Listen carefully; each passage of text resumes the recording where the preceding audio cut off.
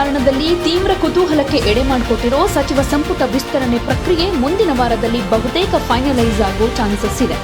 ಈಗಾಗಲೇ ಸಂಪುಟ ವಿಸ್ತರಣೆಯ ಬಗ್ಗೆ ಸಿಎಂ ಡಿಕೆ ಶಿವಕುಮಾರ್ ಮಹತ್ವದ ಸುಳಿವು ಕೊಟ್ಟಿದ್ದಾರೆ. ವಿದೇಶ ಪ್ರವಾಸದಿಂದ ದೆಹಲಿಗೆ ವಾಪಸ್ ಆಗಲಿರುವ ಎಐಸಿಸಿ ನಾಯಕ ರಾಹುಲ್ ಗಾಂಧಿ ಅವರನ್ನ ಸಿಎಂ ಡಿಕೆ ಶಿವಕುಮಾರ್ ಭೇಟಿಯಾಗಲಿದ್ದು, ಹೈಕಮಾಂಡ್ ಜೊತೆಗಿನ ಈ ಮಾತುಕತೆ ಬೆನ್ನಲ್ಲೇ ಸಂಪುಟಕ್ಕೆ ಹೊಸ ಸಚಿವರ ಸೇರ್ಪಡೆ ಅಧಿಕೃತವಾಗುತ್ತೆ. ಸದ್ಯ ಖಾಲಿ ಇರೋ 20 ಸಚಿವ ಸ್ಥಾನಗಳಿಗೆ 50ಕ್ಕೂ ಹೆಚ್ಚು ಶಾಸಕರು ದೊಡ್ಡ ಮಟ್ಟದಲ್ಲಿ ಲಾಬಿ ನಡೆಸ್ತಾ ಇರೋದು ಒಂದು ಕಡೆ ತಲೆನೋವಾಗಿ ಕೂಡ ಪರಿಣಮಿಸಿದೆ. ಈ ಸಲ ಸಂಪುಟ ವಿಸ್ತರಣೆಯಲ್ಲಿ ಹಿರಿಯ ಹಾಗೂ ಮಾಜಿ ಸಚಿವರು ಕೂಡ ತೀವ್ರ ಪೈಪೋಟಿ ನಡೆಸುತ್ತಿದ್ದಾರೆ. ಮಾಜಿ ಸಚಿವರಾದ ದಿನೇಶ್ ಗುಂಡೂರಾವ್, ಎಚ್.ಕೆ. ಪಾಟೀಲ್, ಜಮೀರ್ ಅಹಮದ್, ಚಲುವರಾಯಸ್ವಾಮಿ, ಮಧು ಬಂಗಾರಪ್ಪ, ಸಂತೋಷ್ ಲಾಡ್, ಶಿವರಾಜ್ ತಂಗಡಗಿ, ಆರ್.ಬಿ. ತಿಮ್ಮಾಪುರ್, ಎಚ್.ಸಿ. ಮಹದೇವಪ್ಪ ಹಾಗೆ ಕೆ. ವೆಂಕಟೇಶ್ ನಡುವೆ ಸಚಿವ ಸ್ಥಾನಕ್ಕೆ ಭಾರೀ ಕಸರತ್ತು ನಡೀತಾ ಇದೆ. ಸಾಮಾಜಿಕ ನ್ಯಾಯದ ಹಿನ್ನೆಲೆಯಲ್ಲಿ ದಲಿತ ಕೋಟಾದ ಅಡಿ ಸಚಿವ ಸ್ಥಾನ ಹಂಚಿಕೆ ಮಾಡೋದಕ್ಕೆ ಹೈಕಮಾಂಡ್ ಮಟ್ಟದಲ್ಲಿ ದೊಡ್ಡ ಲೆಕ್ಕಾಚಾರವೇ ನಡೀತಾ ಇದೆ.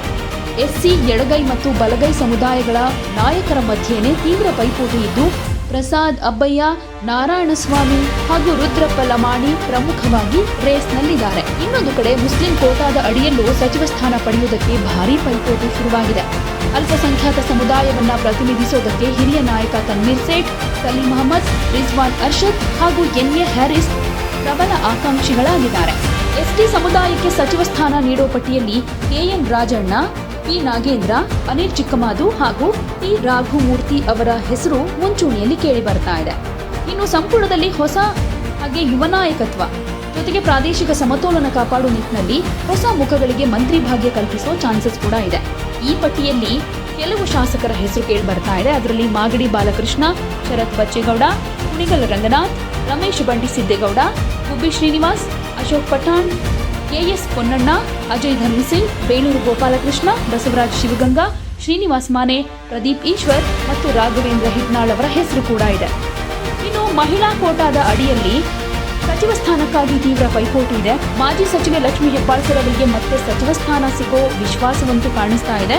ಜೊತೆಗೆ ಹಿರಿಯ ನಾಯಕ ಕೆಎಚ್ ಮುನಿಯಪ್ಪ ಅವರ ಮಗಳು ರೂಪಾ ಶಶಿಧರ್, ಎಂಎಲ್ಸಿ ಉಮಾಶ್ರೀ ಹಾಗೆ ನೈನಾ ಮೋಟಮ್ಮ ಅವರ ಹೆಸರುಗಳು ಕೂಡ ರೇಸ್ನಲ್ಲಿ ಮುಂಚೂಣಿಗೆ ಬಂದಿದೆ. ಸದ್ಯಕ್ಕಂತೂ ಸಂಭಾವ್ಯ ಸಚಿವರ ಪಟ್ಟಿ ಅಂತ ನೋಡೋದಾದ್ರೆ ಎಚ್.ಸಿ. ಮಹದೇವಪ್ಪಗೆ ಅಥವಾ ಮಳವಳ್ಳಿ ನರೇಂದ್ರ ಸ್ವಾಮಿಗೆ ಸಿಗಬಹುದು, ಶರತ್ ಬಚ್ಚೇಗೌಡ ಅಥವಾ ಬಾಗೇಪಲ್ಲಿ ಸುಬ್ಬಾರೆಡ್ಡಿ, ಆರ್.ಬಿ. ತಿಮ್ಮಾಪುರ್ ಅಥವಾ ಮಾಯಕೊಂಡ ಬಸಂತಪ್ಪಗೆ, ಅಪ್ಪಾಜಿ ನಾಡಗೌಡ ಅಥವಾ ಯಶವಂತರಾಯಗೌಡ ಪಾಟೀಲ್, ಲಕ್ಷ್ಮಣ್ ಸವದಿ ಅಥವಾ ಮಹಂತೇಶ್ ಕೌಜಲಗಿ ಅಥವಾ ಅಶೋಕ್ ಪಠಾಣ್, ಸಂತೋಷ್ ಲಾಡ್ ಅಥವಾ ಶ್ರೀನಿವಾಸ್ ಮಾನೆ, ಅಜಯ್ ಸಿಂಗ್ ಅಥವಾ ಬಿ.ಆರ್. ಪಾಟೀಲ್, ಸಲೀಂ ಅಹಮದ್ ಅಥವಾ ಜಮೀರ್ ಅಹಮದ್ ಅಥವಾ ಎನ್.ಎ. ಹ್ಯಾರಿಸ್, ಪುಟ್ಟರಂಗಶೆಟ್ಟಿ ಅಥವಾ ಎ.ಆರ್. ಕೃಷ್ಣಮೂರ್ತಿ, ಶಿವಲಿಂಗೇಗೌಡ ಅಥವಾ ಚಲುವರಾಯಸ್ವಾಮಿ ಅಥವಾ ಮಾಗಡಿ ಬಾಲಕೃಷ್ಣ, ಲಕ್ಷ್ಮೀ ಹೆಬ್ಬಾಳ್ಕರ್ ಅಥವಾ ಆರತಿ ಕೃಷ್ಣ, ತಿಪಟೂರು ಷಡಕ್ಷರಿ ಅಥವಾ ಎಂಎಲ್ಸಿ ರಾಜೇಂದ್ರ, ಚಳ್ಳಕೆರೆ ರಘುಮೂರ್ತಿ ಅಥವಾ ಪಿ. ನಾಗೇಂದ್ರ ಅಥವಾ ಕಂಪ್ಲಿ ಗಣೇಶ್ ಅಥವಾ ನಾರಾ ಭರತ್ ಅವರು ಆಗಿರಬಹುದು.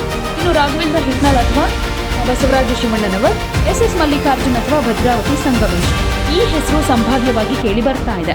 ಸೊ ಫೈನಲಿ ಈ ಸಚಿವ ಸಂಪುಟ ವಿಸ್ತರಣೆಗೆ ಎಐಸಿಸಿ ನಾಯಕ ರಾಹುಲ್ ಗಾಂಧಿ ಅವರ ಫಾರ್ಮುಲವೇ ಫೈನಲ್ ಆಗುತ್ತೆ ಅಂತಾನೆ ಹೇಳಲಾಗ್ತಾ ಇದೆ. ಶಾಸಕರ ಕಾರ್ಯಕ್ಷಮತೆ, ಸಾಮಾಜಿಕ ನ್ಯಾಯ ಹಾಗೂ ಯುವ ನಾಯಕತ್ವಕ್ಕೆ ಆದ್ಯತೆ ನೀಡೋ ನಿಟ್ಟಿನಲ್ಲಿ ರಾಹುಲ್ ಗಾಂಧಿ ಅವರ ಲೆಕ್ಕಾಚಾರ ಇದ್ದು, ಹೈಕಮಾಂಡ್ ಸೂಚನೆಯಂತೆ ಪಟ್ಟಿ ರೆಡಿಯಾಗುತ್ತೆ.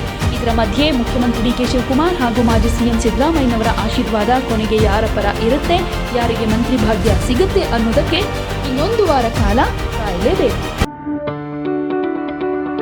ಯಾವುದೇ ಸುದ್ದಿಯ ಅಪ್ಡೇಟ್ ಅನ್ನ ಮಿಸ್ ಮಾಡ್ಕೊಳ್ಬಾರ್ದು ಅಂದ್ರೆ ಈಗ್ಲೇ ಒನ್ ಇಂಡಿಯಾವನ್ನ ಸಬ್ಸ್ಕ್ರೈಬ್ ಮಾಡಿ. ನಿಮಗೆ ಬೇಕಾದ ಭಾಷೆಯಲ್ಲಿ ಎಲ್ಲಾ ಸುದ್ದಿ ತಿಳಿಬೇಕು ಅಂದ್ರೆ ಒನ್ ಇಂಡಿಯಾ ಆಪ್ ಅನ್ನ ಡೌನ್ಲೋಡ್ ಮಾಡ್ಕೊಳ್ಳಿ.